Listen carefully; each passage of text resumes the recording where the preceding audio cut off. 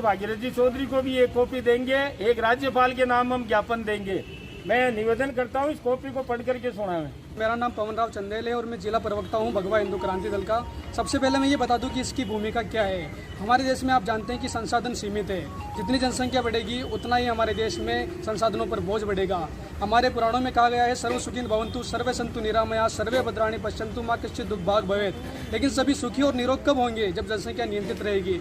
आपको याद रखना चाहिए कि 2002 के अंदर जो संविधान समीक्षा आयोग बना था उसने अपनी रिपोर्ट दी थी। उसके हिसाब से जनसंख्या नियंत्रण के लिए कानून बनाना था। लेकिन आज उस बात को 18 साल बीत चुके हैं, उसके बाद भी कुछ नहीं हुआ।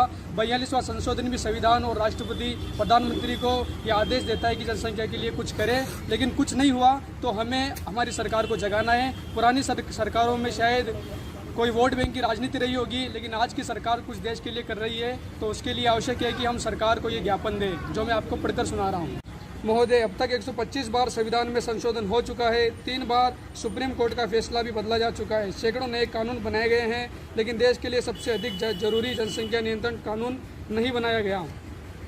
जबकि हम दो हमारे दो से भारत की 50% जनसंख्या का समाधान हो जाएगा।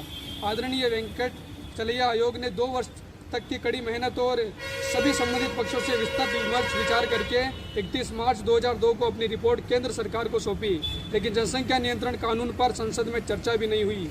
इस आयोग ने मौलिक कर्तव्यों को प्रभावी ढंग से लागू करने के लिए महत्वपूर्ण सुझाव दिया, जिसे आज तक लागू नहीं किया गया।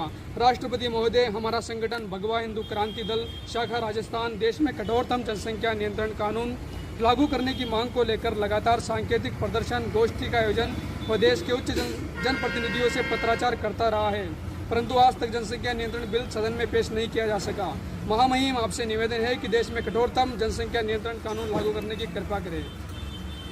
इसी के साथ मैं सभी देशवासियों से भी निवेदन करना चाहता हूँ कि इस मुहिम में आप भी साथ आए, क्योंकि कल को जब ये मुहिम बहुत बड़ी हो जाएगी और जब ये कानून बन जाएगा तो इससे आपके बच्चों को लाभ